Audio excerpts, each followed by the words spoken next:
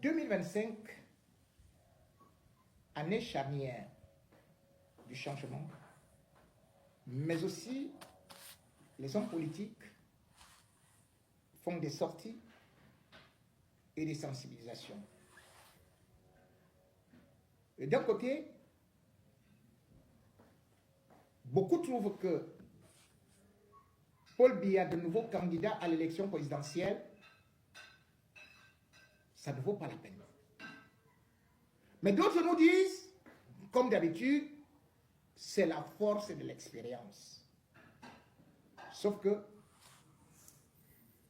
l'expérience finit toujours par pourrir, puisque nul n'est éternel. Et sauf que l'expérience ne se limite pas à l'âge.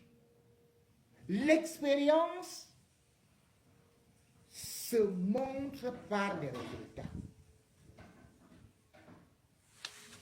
Le Cameroun, aujourd'hui, sur le plan économique, ne fait pas de bons résultats. Même sur le plan universitaire, le Cameroun est à terre. Sur le plan des infrastructures, le Cameroun est pratiquement dans la pourriture. Puisque rien de tout ce que le régime Biya a promis n'a été réalisé. Mais qu'à cela ne tienne, certains fervents défenseurs disent quand même que Paul Biya doit continuer à diriger ce Cameroun. Et bien évidemment, si ce n'est pas lui, ça doit être son fils, Franck Biya. Tantôt il disparaît, tantôt il réapparaît. Et le dernier plan, nous dit-on, celui qui revient sur la table, c'est que il faudrait que Paul Biya prenne le pouvoir, qu'il soit de nouveau proclamé président de la République, et hop, on va revenir avec le poste de vice-président. Ce poste de vice-président, ce sera donc pour Franck Biya. Ainsi, le Cameroun va tomber exactement dans la même gibecière que le Gabon, avec Ali Bongo, que le Togo, avec Faure Gnassingbé, qui a succédé à Gnassingbé son père, que, bien évidemment, le Tchad, où Mahamat Idriss Déby a succédé à Idriss Déby, non, ou alors la Guinée équatoriale, où actuellement Théodorine Obiangema est en train de s'apprêter, ou a presque pris la place de son père. L'élection de 2025 n'est donc pas tout simplement celle de Paul Biya. C'est celle de la postérité. C'est celle de la continuité. C'est celle du gré à gré.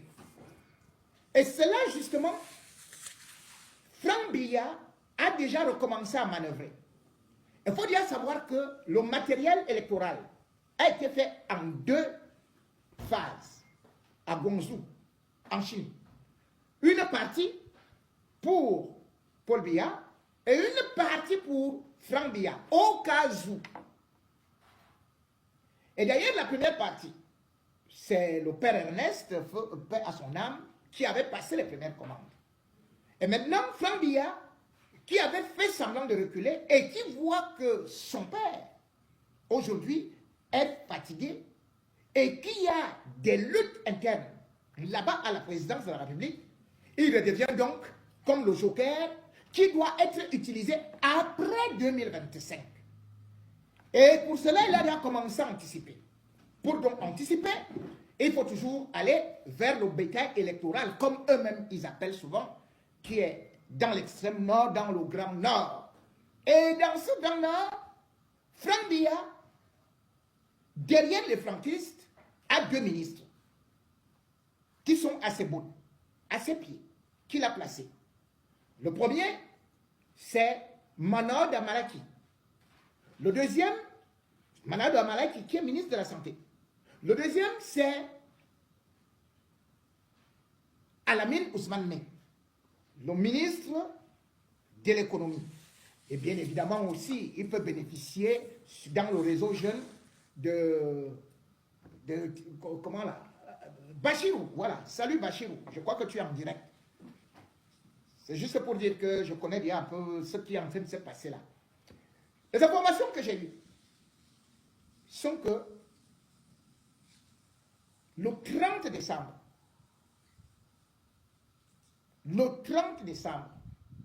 Franck Biya a donné une émission au ministre de la Santé. Et vous savez que le ministre de la Santé actuellement est sur la liste des éperviables, les gens qu'on devrait arrêter par rapport au fonds Covid. Franck Biya lui a donc dit d'aller d'abord faire 2 missions. Ces 2 missions, vous avez pu les constater, c'est-à-dire qu'il est parti pour la réception d'un bâtiment. Et là-bas, il fallait montrer que non, il se soucie de l'extrême nord où il a fait son spectacle en disant qu'il ne peut pas réceptionner parce que lui n'aime pas ce qui est faux. Bien évidemment, Salomé en haut, il est actuellement en campagne pour Franck Biya, alors que c'est lui à Mokolo. Le même Manao Damala qui a demandé, qui était le premier à demander que Paul Biya doit être candidat à l'élection présidentielle. Maintenant, dans les franquistes, c'est lui qui est utilisé pour aller là-bas, pour dire que, mais attendez, je suis là, on se soucie de vous, ce n'est pas parce que c'est l'extrême nord et tout et tout. Autre coup fumant, c'était le 31. Le 31 décembre, il a été chargé par Franck Biya de faire le tour des hôpitaux de Yaoundé. En faisant le tour des hôpitaux de Yaoundé, eh bien, il distribuait même de l'argent et il était filmé. Il était filmé par qui?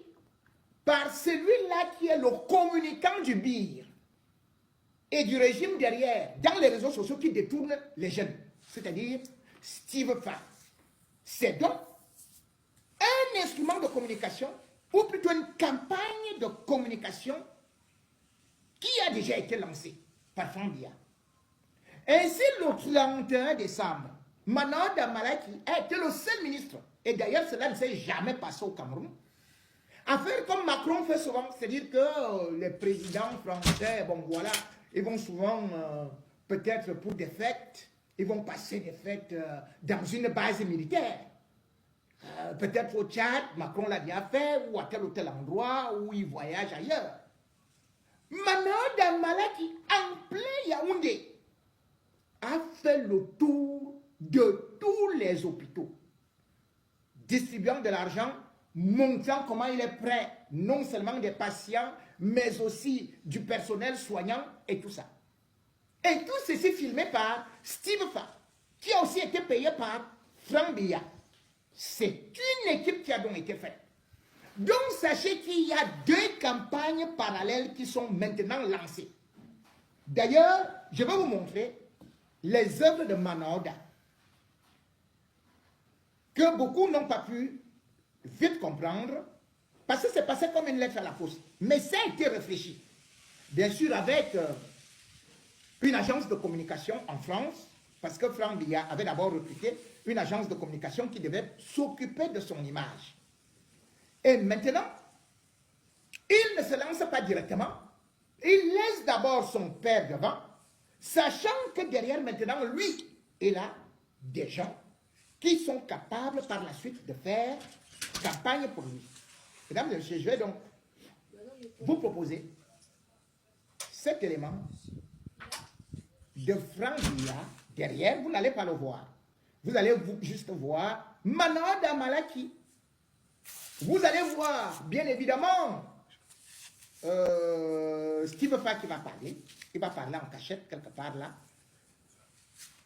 Cette mise en scène est donc ce qu'on appelle le gré à gré caché. Regardez. Le voilà qui est à Marois.